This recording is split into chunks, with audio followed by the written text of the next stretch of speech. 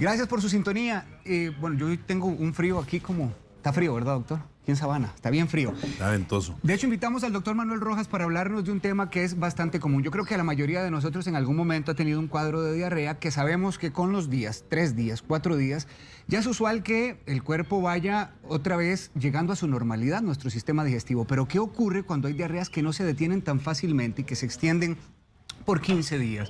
40 días, incluso 2 meses. ¿Qué es lo que pasa aquí? ¿Cuál podría ser el peligro de esto? ¿Podría ser también el aviso de una condición que sea un poco más seria?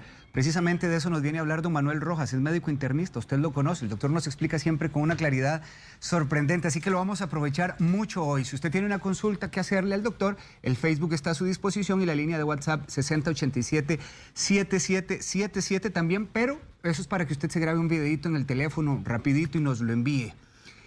Así que comencemos de una vez. Doctor, bienvenido, qué gusto tenerle acá. Un placer estar otra vez. Yo creo que todos en algún momento, como lo explicaba, hemos pasado por un cuadro así, doctor. Pero ¿por qué ocurre una diarrea? ¿Cómo se define el concepto en sí? Ok, cuando hablamos de diarrea estamos hablando, hay varias definiciones. Una podría decir que es un aumento en el volumen de las deposiciones, un aumento en la frecuencia de las deposiciones o una disminución en la consistencia de las deposiciones. Estamos hablando de que se vuelvan más blandas o inclusive líquidas. Entonces puede ser una combinación de eso, que tengamos más volumen de heces, sean más frecuentes de lo que habitualmente presenta la persona, o que la consistencia de las deposiciones sea menor a lo que normalmente presenta. Esa es la definición clásica. Hay otras cosas que uno podría decir, bueno, que la persona tenga más de 3 deposiciones líquidas o blandas por un día, hay gente que lo establece así, y otros que son más ortodoxos, y dicen que tener más de 200 gramos de deposiciones en un día se puede considerar diarrea. Aunque la consistencia sea... Consistencia blanda o líquida. Sin embargo, es bien difícil estar pesando las deposiciones. Yo creo que nadie lo va a hacer. Sí. Entonces, pero esa es la forma de definirlo. Entonces uno podría decir más bien, si las heces son más frecuentes, si tienen una consistencia menor, es decir, que son más líquidas o sean blandas, ya uno podría empezar a considerar que es un episodio de diarrea. Doctor, si 1 o 2 veces al día esta deposición de la que usted habla es blanda, no tiene una consistencia sólida, 1 o 2 veces, ¿es considerada una diarrea? Teóricamente no. Para hablar de eso deberíamos tener por lo menos 3 deposiciones por día que sean de consistencia blanda o líquida. Ahí estaríamos hablando ya de un cuadro diarreico. Y obviamente que esté cambiando dramáticamente el patrón de deposiciones de las personas. Porque hay gente que defecan 2 o 3 veces al día. Hay gente que defeca una sola vez al día. Entonces, si el patrón defecatorio de la persona se ve que es más frecuente, o como decíamos, que la consistencia de las heces es menor, entonces ahí estamos hablando de un cuadro diarreico. Hábleme de las causas más comunes que ustedes como médicos atienden de Entonces diarrea. aquí hay varias cosas. Hay que empezar a diferenciar entre una diarrea aguda y una diarrea crónica, que es el tema que vamos a ver hoy. Pero entonces, cuando hablamos de causas frecuentes, tenemos las famosas diarreas funcionales, es decir, las diarreas como el síndrome de intestino irritable o la que antes le llamaban colitis nerviosa. Podemos tener diarreas parasitarias, diarreas infecciosas, diarreas autoinmunes, es decir, diarreas por procesos de tipo inmunológico que nos pueden generar diarrea. Podemos tener diarrea por medicamentos, que es una cosa también interesantísima. Podemos tener diarreas por procesos inflamatorios a nivel intestinal. Es decir, las causas de diarrea son múltiples, inclusive hasta causas malignas como cuadros de carácter tumoral. Por eso es que la diarrea no puede ser menospreciada.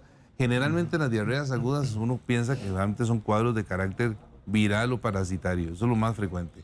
Sin embargo, también están, como decía al principio, las diarreas funcionales, es decir, la diarrea en la cual el intestino no tiene nada, no hay un cuadro infeccioso, no hay un agente evidente que sea el desencadenante, y son pacientes que lo que padecen son de mucha ansiedad, mucho estrés y generalmente tienen un tránsito intestinal aumentado que hace que estén defecando más frecuentemente. ¿Cuánto dura un cuadro agudo de diarrea, doctor? Ok, entonces en la definición, uno dice que para considerar una diarrea crónica, estás hablando que tiene más de 4 semanas. Para hablar de una diarrea de menos de 4 semanas es cuando consideramos una diarrea aguda, que normalmente en ese lapso de 2 a 3 semanas debe estar resuelto. Si ya persiste más de 4 semanas, estamos hablando de cuadros diferentes que hacen que haya una cronicidad de la diarrea y que lógicamente obliga a estudiar ese paciente. Me llama mucho la atención porque cuando lo he entrevistado a usted, incluso me ha enseñado que la cronicidad a veces se establece hasta ya cuando pasan 4 o 6 meses incluso. En este caso ya un cuadro es crónico con un...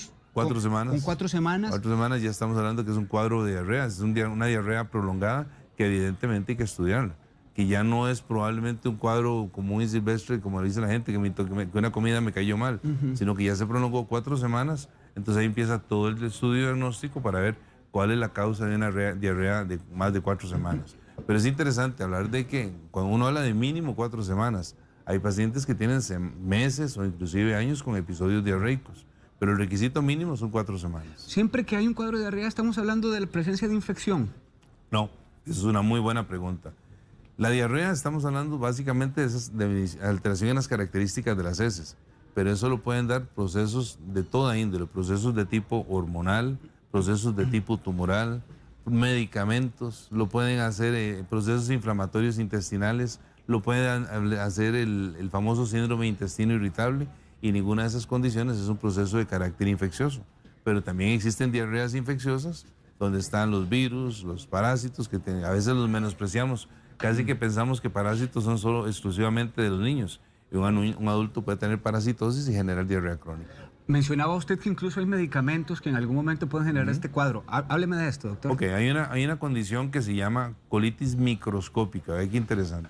¿Por qué se llama colitis microscópica? Bueno, colitis porque quiere decir que hay una reacción inflamatoria a nivel intestinal, pero que a la hora de hacer una endoscopía, hacer una colonoscopía, el aspecto del intestino por dentro es completamente normal.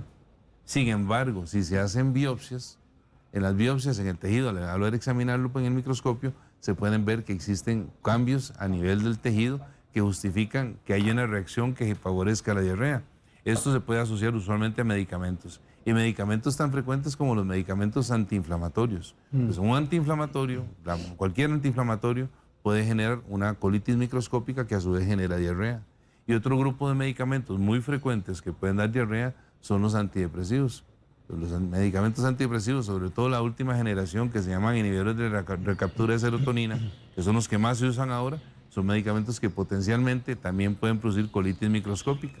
Y a veces es difícil llegar al diagnóstico porque la gente hace una colonoscopía y ve todo normal y le dice, no, todo está bien.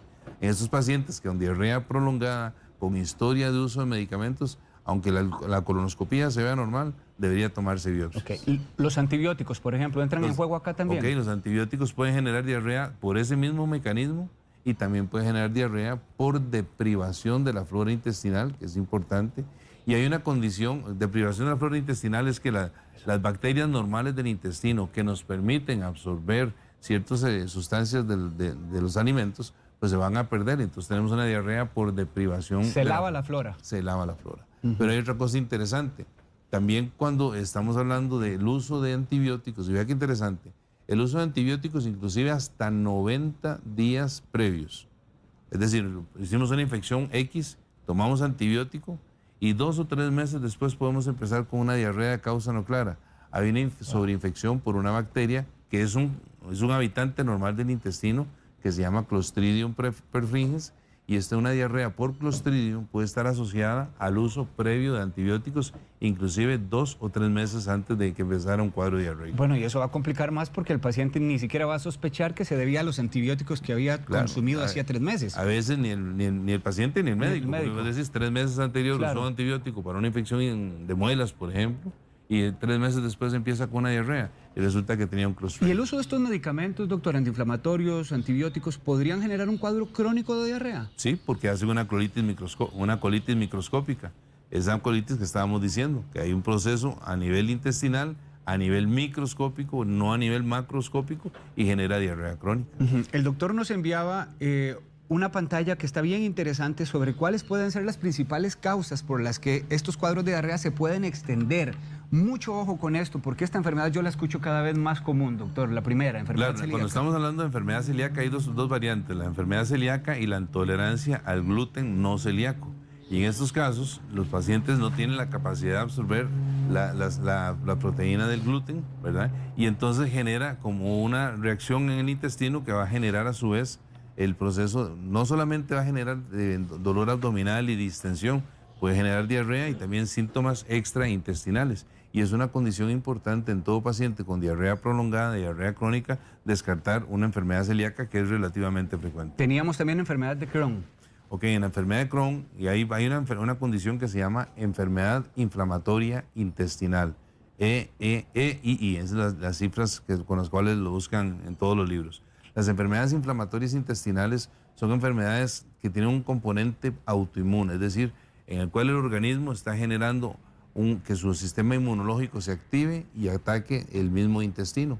Hay dos variantes, la enfermedad de Crohn y la colitis ulcerativa crónica inespecífica. En ambas condiciones se afecta el intestino, se afecta inclusive el recto y en diversas porciones que son diferentes para la enfermedad de Crohn y para la colitis ulcerativa, pero son condiciones que pueden llegar a producir una diarrea de tipo inflamatorio, es decir, las deposiciones diarreicas generalmente tienen pus, tienen sangre, tienen moco, tienen dolor y el compromiso usualmente es a nivel distal, más que todo a nivel de recto y de intestino sigmoides, que es donde usualmente se da más ese tipo de condiciones. Ya yo le entiendo a usted, doctor, que con este tipo de condiciones, la enfermedad celíaca, CUSI es la otra, ¿verdad? Que Esa es la colitis ulcerativa. Sí, ok. Síndrome de intestino irritable y exceso de bacterias. Ya todo este panorama ya es un poco más serio, ya estamos hablando de otro nivel. Estamos hablando de que ya no es una diarrea común y silvestre, sino que es una diarrea que tiene organicidad. Es decir, es una diarrea en la cual tenemos lesiones a nivel intestinal que deben ser diagnosticadas y que deben ser tratadas, porque si la diarrea se va a prolongar no es simplemente que estamos perdiendo líquido. Hay un montón de consecuencias que pueden venir de la diarrea prolongada. La pérdida, y eso lo vamos a ver más adelante, la pérdida de proteínas, la pérdida de nutrientes, la pérdida de peso, el ataque al estado general. Todo eso son consecuencias de que la persona tenga una mala absorción o una diarrea prolongada de más de 4 semanas. ¿A qué edad puede ocurrir con más frecuencia? Puede ocurrir a cualquier edad. La enfermedad diarreica crónica se dice que por lo menos un 5% de la población lo tiene. Y que de este 5% de la población se dice que casi el 40% está en las épocas entre los 40 y los 60 años de edad.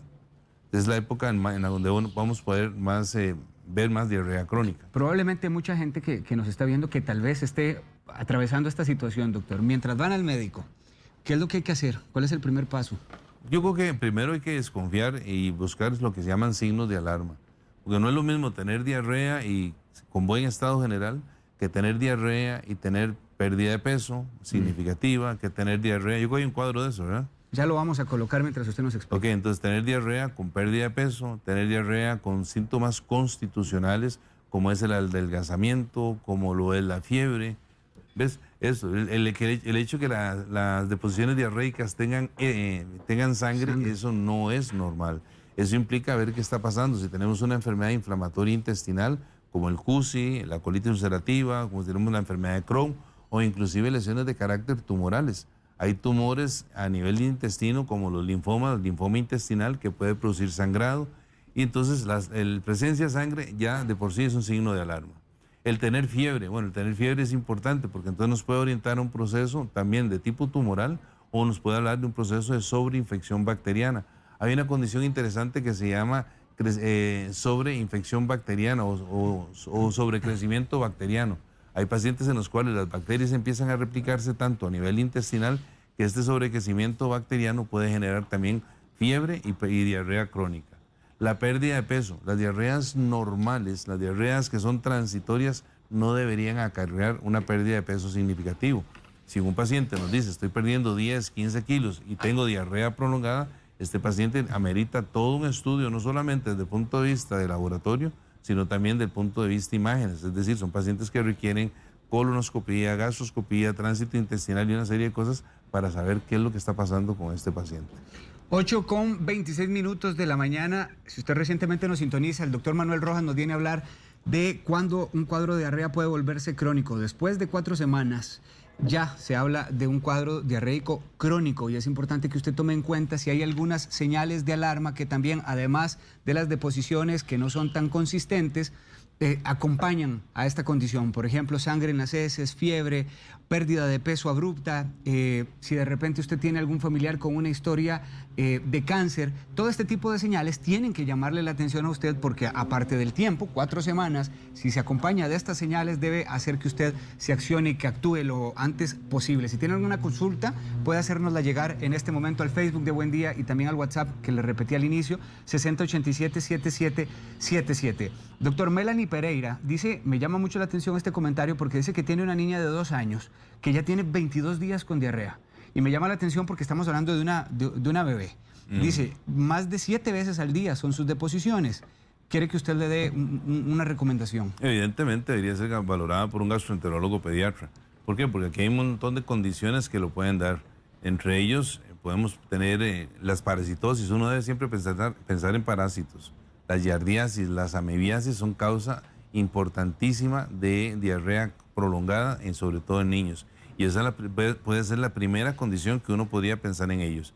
Sin embargo, también las intolerancias alimentarias, las intolerancias a los disacáridos, que se llama, es decir, a la lactosa, a la fructuosa, pueden generar también diarrea prolongada. Entonces, un chiquito de estas edades que está recibiendo leche, habría que ver si no tiene una intolerancia a lactosa, una deficiencia de lactosa, si no tiene una intolerancia a la fructosa, que es otro de los azúcares. Entonces, todo esto entra dentro del esquema diagnóstico de un paciente de estos. Maricel Fuentes dice, que esto también lo he escuchado bastante seguido, a mí me sacaron la vesícula hace 5 años. Buenísimo. Y ahora todo lo que como me provoca diarrea.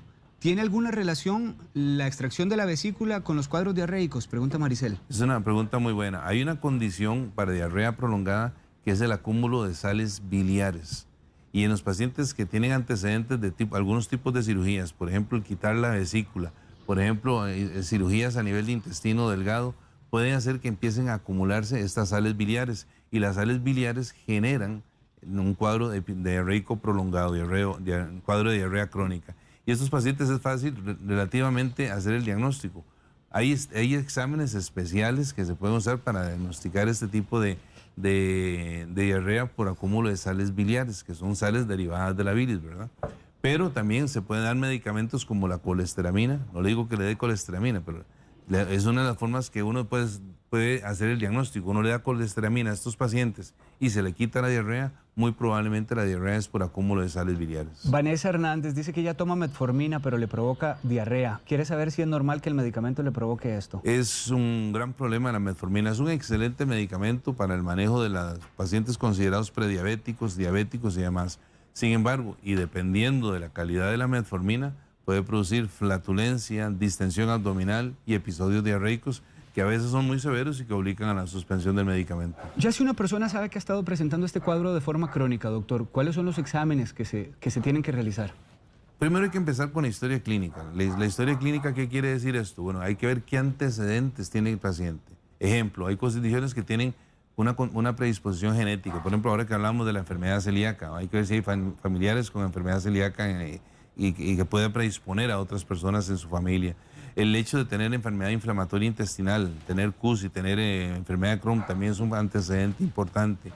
Los antecedentes del paciente, por ejemplo, si el paciente nos dice, soy diabético, ¿y qué tiene que ver la diabetes? Bueno, resulta que una de las condiciones que puede generar diarrea es por alteraciones en la motilidad, en el tránsito intestinal. El diabético puede hacer neuropatía. Siempre que hablamos de diabetes, la gente se imagina neuropatía a nivel de miembros inferiores, pero resulta que a nivel del tubo digestivo, el colon y demás, tienen nervios que también son los que favorecen el movimiento intestinal. Y la enteropatía, es decir, el daño del intestino por diabetes, que es un tipo de neuropatía, también puede generar diarrea. Entonces, entre la historia clínica que uno tiene con el paciente, tiene que ver esos antecedentes. Tiene que ver otros antecedentes, por ejemplo, problemas de tipo hormonal. El hipertiroidismo, el hiperparatiroidismo pueden también generar episodios diarreicos crónicos. Entonces es parte de la historia. En base a eso, el médico se va orientando. Vea qué interesante, hace poco atendimos a un colega, por cierto, que es interesante. Este colega empezó con una diarrea de casi 8 meses de evolución. Había perdido casi 12 kilos. Y como buen colega, yo lo había visto todos los gastroenterólogos, como 3 gastroenterólogos, le habían hecho colonoscopía, gastroscopía, resonancias, test de intolerancias alimentarias, todo normal, y el hombre seguía con diarrea. Llegó al extremo que había sido catalogado como una diarrea nerviosa, una diarrea funcional, que llaman. Es decir, con el síndrome de intestino irritable, variedad de diarrea, porque en el síndrome de intestino irritable hay las 2 variedades. Síndrome de intestino irritable, variedad de diarrea, y síndrome de intestino irritable, variedad de estreñimiento. Es más frecuente el de la variedad de diarrea. Bueno, y nadie se puso a hablar con él. O sea, le decían, yo tengo diarrea, entonces todo el mundo piensa en las cosas feas, linfomas, cáncer, esto, que lo otro. Y vea qué interesante, ¿por qué tenía diarrea él? Tenía diarrea porque este hombre, porque hace guardias para hacer las guardias y mantenerse despierto se tomaba casi los 2 litros de café por día. El café tiene un efecto catártico, es un efecto estimulante del vaciamiento intestinal. Y para que no le oliera la boca a café, y porque tiene miedo a ser gordito, entonces usaba también chicles, estos que son sin azúcar. Sí. Y estos chicles sin azúcar están hechos de una sustancia que favorece diarrea osmótica. Entonces el chicle favorecía la diarrea osmótica, el café favorece el vaciamiento intestinal. Le quitamos el café y los chicles y se curó. Ah, muy interesante. Doctor, y digo que es muy interesante porque me llevó a preguntarle si cuando una persona está con este tipo de condición debe variar también su alimentación. Evidentemente, entonces el médico en base a esto va escogiendo, de acuerdo a la orientación diagnóstica, qué es lo que puede estar generando una diarrea crónica. Si estamos hablando que el paciente, por ejemplo, tiene una enfermedad celíaca o una intolerancia al gluten no celíaco, evidentemente tiene que quitar el gluten de trigo, si no va a seguir con eso. Si el paciente lo que tiene es una intolerancia a fructosa o a lactosa, tiene que quitarlos porque si no va a seguir con sus episodios diarreicos. O en el caso, por ejemplo, de los antiinflamatorios o de los antidepresivos que están generando una colitis microscópica, tenemos que suspenderlos para que el paciente mejore. Doctor, dele por favor una recomendación a Erika Viales. Dice que ella tiene la enfermedad de Cusi y tiene 8 meses con hasta 20 deposiciones diarias, o quizás más. 20 deposiciones. Dice ella que se siente muy cansada, que se siente agotada, anemia a 10 y además mucho sangrado en cada deposición. Ya no sabe qué hacer y quiere saber qué recomendación. Obviamente ahí tiene que ser valorada para definir cuál es el esquema de tratamiento que está recibiendo ella en este momento. Hay múltiples medicamentos que se pueden usar para pacientes que tienen una colitis ulcerativa crónica inespecífica activa, como en el caso de ella.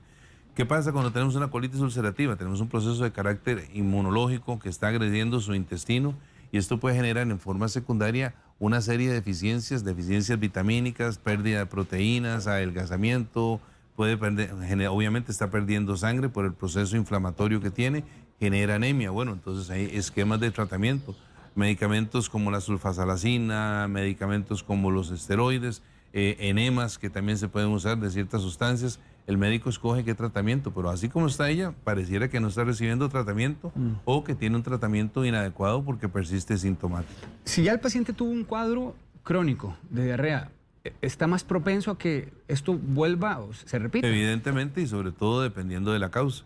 Como te digo, hay que ver qué es lo que hay de fondo en el paciente, pero el paciente con diarrea crónica, algunas son curables al quitar el elemento agresor. Hay otros que se van a perpetuar en el tiempo. La colitis ulcerativa crónica inespecífica no se cura. Pero se puede controlar. Ahora que escuché que usted dijo que está activa, significa que hay también cuadros pasivos. Claro, hay pacientes que con medicamentos llevan una vida completamente normal. Y los pacientes que tienen enfermedad de Crohn también pueden hacer eso. Son pacientes que con medicamentos se controla la enfermedad. No se quita que tengan enfermedad de Crohn, no se quita que tengan colitis ulcerativa, pero estos pacientes se controlan en forma adecuada. Hay otra condición, por ejemplo, la enfermedad de Whipple. En la enfermedad de Whipple hay un agente infeccioso que genera diarrea crónica y a veces no se piensa en esto porque este germen de la enfermedad de Whipple es un habitante natural del intestino y en un momento dado, por un desbalance entre el sistema inmunológico y el propio germen, desaparece el sistema inmunológico y empieza a subir la cantidad de este germen generando diarreas prolongadas. Y vea qué interesante, en estos pacientes se puede llevar hasta 1 año tomando antibióticos de diversa índole para poder erradicar un germen que está generando diarrea crónica. Le pregunta Denise Román que qué tan peligroso es tomar un purgante cada 2 días en el caso de un adulto. Ok, primero hay que saber realmente por qué no está defecando. Es que a veces la gente se va directamente al síntoma y no se va a la causa, ¿verdad? Esto es como decir, tengo un ruido, me pongo unas orejeras, entonces no oigo el ruido, pero no estoy quitando la causa. Bueno, resulta que entonces el usar medicamentos que favorecen el tránsito intestinal en algunos casos está indicado, pero primero hay que ver por qué no defeca. ¿Qué puede generar que un paciente no defeque? Por ejemplo, hay medicamentos que retardan el tránsito intestinal, los antiespasmódicos que a veces la gente usa para cólicos y demás pueden hacer que el paciente no defeque. El paciente que tiene un hipotiroidismo, es decir, un problema hormonal en el cual todo su metabolismo está enlentecido, puede generar que no defeque, entonces no ganamos nada dándole a un paciente de estos estimulantes del vaciamiento intestinal si no corregimos el problema hormonal que tiene de fondo. Entonces, si es ocasionalmente que el paciente tiene este proceso, ese problema para defecar, no hay problema. Sin embargo, también todos los medicamentos que se usan tipo laxante puede generar diarrea crónica, al revés. Ese es otro gran problema. Hay una diarrea, cuando uno clasifica las diarreas, las puede clasificar en 3 grandes grupos, las diarreas crónicas. Uno es la diarrea acuosa, es decir, la diarrea líquida que no tiene moco, no tiene sangre, que es abundante, y de esa hay 3 causas. De la diarrea acuosa podemos tener la famosa diarrea osmótica. ¿Qué es la diarrea osmótica? Que entran sustancias en el intestino, imaginémonos que este vaso es el intestino, y entonces entran sustancias dentro del intestino que lo que hacen es chupar agua, chupar y eliminar agua. Estas sustancias que pueden estar aquí pueden ser como por ejemplo lo que te mencionaba ahora, el sorbitol que está en los chicles, que se usan en chicles que no tienen azúcar. Bueno, ese sorbitol puede generar diarrea. Lo mismo puede pasar con ciertas intolerancias. La intolerancia a la lactosa, la intolerancia a la fructosa, entran al intestino, no son absorbidas porque no tenemos las enzimas que permiten absorción y pueden generar que el paciente empiece a tener diarreas de esa índole. Podemos tener más bien al revés, que no sustancias que chupen agua hacia el intestino, sino que más bien el intestino, las paredes del intestino empiezan a secretar, son diarreas secretoras, empiezan a secretar más líquido hacia el intestino y producen diarrea. Ahí tenemos las diarreas parasitarias, las diarreas infecciosas, las diarreas que producen que se llaman enterotoxinas, es decir, toxinas que afectan la mucosa del intestino y hace que produzca más líquido de la piel. Sí, doctor, ahora usted hablaba, y me falta esta duda que me ayude, de los antibióticos cuando lavan la flora intestinal, que a más de uno le ha sucedido después de la ingesta del antibiótico. ¿Existe también la pérdida del control de esfínteres a causa de esto? Algunas diarreas pueden llegar a hacer eso, que el paciente pierda inclusive el control ¿cómo se llama?, del esfínter, porque se defeca básicamente. Por ejemplo, esto lo podemos ver en pacientes que tienen la colitis microscópica. Pacientes se defecan en la noche. Cuando ha sido, y a esto iba, cuando se lava la flora intestinal, entonces, ¿cuál es el siguiente paso? El primer paso, obviamente, son 2. Uno es usar probióticos para tratar de restablecer la flora intestinal, ¿verdad? Y la otra, estar muy atento a que eventualmente en los próximos 2 o 3 meses el paciente no empiece con un cuadro diarreico. Porque si el paciente empieza con un cuadro diarreico, podríamos pensar que esté desarrollando una diarrea por Clostridium, que es una diarrea que puede tener una evolución aparatosa. Entonces, como volvemos al asunto, hay que tener la historia del paciente, ver qué está pasando con él, para ver si efectivamente hay un antecedente de importancia como eso. Gisela Arias le pregunta, ¿es normal, doctor Manuel Rojas, que una persona cada vez que come tenga que ir al baño casi de inmediato?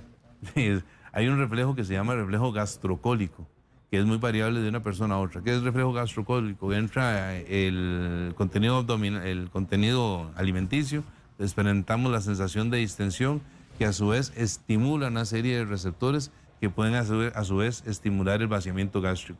Entonces hay gente que dice, come y va al baño, come y va al baño, pero no tiene fiebre, no tiene ataque al estado general, las deposiciones son de características normales, no tiene fiebre, no ha perdido peso.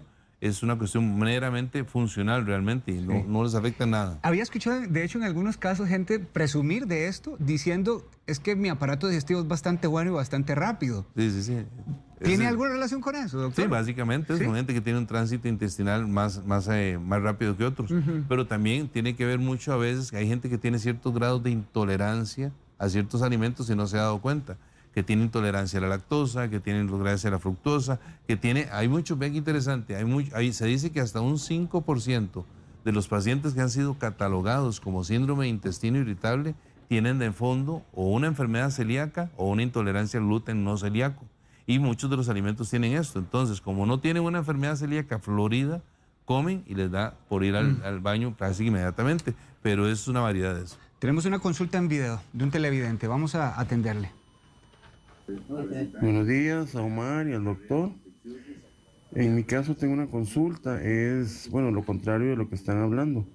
Tengo unos periodos de estreñimiento muy largos. Yo estuve en el mes de febrero internado y ahorita estoy encamado.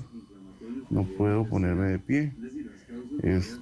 No sé si será por la posición o qué será lo que no me deja poder defecar con tranquilidad. Saludos. Muchas gracias. Ahí hay varias variantes. Hay 2 cosas. Cuando alguien, por ejemplo, lo operan en un hospital y de alguna cosa, ¿qué es lo que le dice el cirujano? Empieza a caminar rápido. ¿Por qué? Porque una vez que empieza a caminar, empieza a mejorar el tránsito intestinal. Una persona que está encamada, como en el caso de él, es una persona en la cual el tránsito intestinal es más lento y evidentemente va a presentar estreñimiento. Se ve que tiene sobrepeso, entonces al ver que tiene sobrepeso, ¿qué debería pensar uno? Si el paciente no tendrá un hipotiroidismo de fondo que justifica su sobrepeso y que a su vez también hace que el tránsito intestinal sea más lento. Entonces todo esto hay que valorarlo. Hay pacientes que tienen también lo que se llama dólico megacolon, es decir, un colon que es tortuoso, que es dilatado, que tiene una capacidad una capacitancia mayor y entonces este intestino dura más en llenarse y puede hacer que defeque más lentamente. Y a su vez también ciertas lesiones de carácter neurológico pueden hacer que el intestino se vacíe más lentamente. Eso lo podemos ver en lesiones medulares, lo podemos ver en pacientes que han tenido traumas severos a nivel lumbar o inclusive en los pacientes diabéticos. ¿Qué consejo le da usted a este paciente, doctor? Primero debe valorarlo un médico para buscar la causa del estreñimiento. No es que simplemente tómese un purgante, porque también los purgantes tienen efectos secundarios, sobre todo cuando se abusan de los purgantes. Entonces es importante que lo valoren para ver si es un estreñimiento funcional o es un estreñimiento asociado a alguna de las causas que mencionamos anteriormente. Ayudémosle a doña Cris Vega. Dice que la mamá es adulta mayor, tiene un cuadro diarreico ya de varios meses, doctor. La han llevado al médico, los exámenes de laboratorio salieron con quistes de amebas. Dice, doña Cris, se asustó porque hace 2 semanas depuso con sangre la mamá, 3 días. Están esperando exámenes de tiroides. La señora ha perdido peso, tiene 87 años. Cuando mencionamos los signos de alarma en la pantalla anterior, vimos que la presencia de sangre y la presencia de pérdida de peso son 2 signos, como dicen los gringos, warning, 2 alertas importantes. Esto, si bien es cierto, está bien hacer estudios de tipo hormonal para ver si hay algo que justifique la diarrea como un hipertiroidismo, esta paciente casi que ya tiene una indicación clara para una colonoscopía, porque hay que buscar si no tiene alguna lesión a nivel de intestino distal, y eso solo con una colonoscopía se puede valorar. Si tiene una enfermedad inflamatoria intestinal que justifica los síntomas que tiene ella, si tiene alguna lesión maligna, como puede ser un linfoma, que los linfomas de recto pueden producir eso. Entonces necesita evidentemente una colonoscopía para ver eso y hacer biopsias y buscar el diagnóstico exacto con ella. Sebastián Santana quiere saber, doctor, si la presión alta podría causar diarrea con sangre. En realidad no, en realidad no. Sin embargo, habíamos mencionado que muchos medicamentos pueden generar colitis microscópica y algunos antihipertensivos se han asociado con colitis microscópica. Sin embargo, decíamos, lo que más se asocia son antidepresivos y antiinflamatorios. Pero los medicamentos per se, cualquiera podría dar una colitis microscópica que a su vez pudiera dar eso. Pero la hipertensión por sí sola, no. Flor Piedra dice que es el examen llamado examen de Guayaco. Okay. No sé si está bien, está bien la terminología. Okay. Guayaco es el término para decir sangre oculta en heces. Okay. Es un examen muy importante, es un examen que encontrar sangre en heces no es normal y obliga a estudiar al paciente a ver de dónde está viniendo la pérdida de sangre. Evidentemente, un guayaco bien tomado, lo que se le dice es que el paciente debería tener por lo menos 3 días sin comer carne roja para después hacer la muestra de heces y buscar si hay sangre a ese nivel. El guayaco es importante porque entonces orienta de que en algún lado está perdiendo sangre, si tendrá una colitis infecciosa, si tendrá una colitis ulcerativa, si tendrá una lesión de carácter tumoral. El tener un guayaco positivo y si de fondo tenemos también un paciente que tiene anemia, hay que estudiarlo desde el punto de vista endoscópico.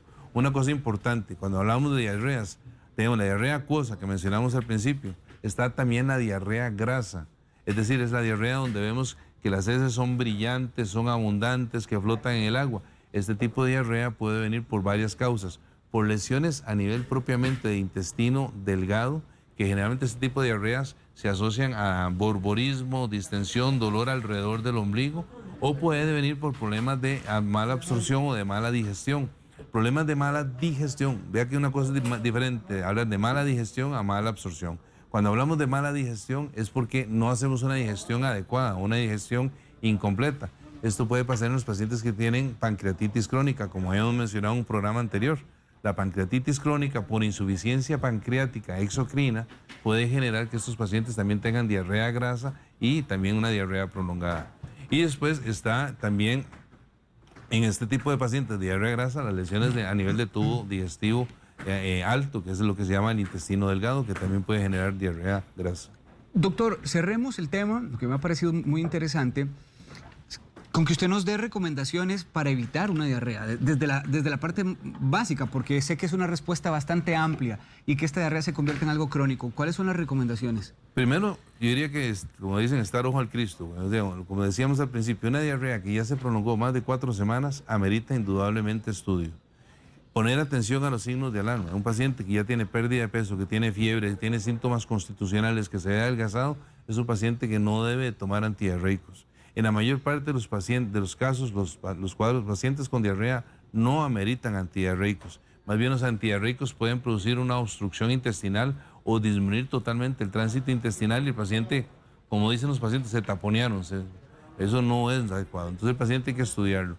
Entonces los signos de alarma son importantes tomarlos en cuenta, empezar un estudio diagnóstico que empieza, como dijimos al principio, desde la historia clínica. Antecedentes tan sencillos como la toma de café, como el uso de chicles con sorbitol generalmente generan diarrea y a veces nos hacemos bolas pensando en cosas raras. Los signos de alarma siempre deben de ser tomados en cuenta, como esta paciente que nos dice que tiene sangre en las heces, ese es un signo de alarma. Perdió peso, es otro signo de alarma. Este no es un paciente para darle antidiarreicos, es un paciente para hacerlo colonoscopía y biopsia y buscar a ver qué está pasando con este paciente. Ver las enfermedades que tiene de fondo. Como le digo, a veces menospreciamos enfermedades y pensamos que no tienen relación con la diarrea. La diabetes lo puede dar, el hipertiroidismo lo puede dar. Hay tumores neurohormonales que también pueden producir diarrea. Entonces, el contexto es muy amplio en cuanto a lo que es las causas. La historia clínica para mí es fundamental, el examen físico es fundamental y en base a eso el médico va a escoger qué examen le manda, A, B, C, D, dirigido de acuerdo a cada paciente. No todas las diarreas crónicas son iguales. Gracias, doctor. Don Manuel Rojas Oriamuno. Oriamuno, ¿verdad, doctor? Es Oriamuno. Muchas gracias, doctor. Médico internista. Recuerde que usted puede repasar esta entrevista dentro de un ratito en el Facebook de Buen Día, pero además le voy a dejar los números de teléfono que el doctor siempre pone a su disposición. El de WhatsApp es 8843-7000. 8843-7000. El teléfono de la oficina, 2248-0000. Y si usted quisiera hacerle la consulta al doctor por correo electrónico, esta es la dirección, preguntasdepacientes@gmail.com. Preguntasdepacientes@gmail.com. Siempre es un gusto, doctor. Placer estar acá. Muchas gracias.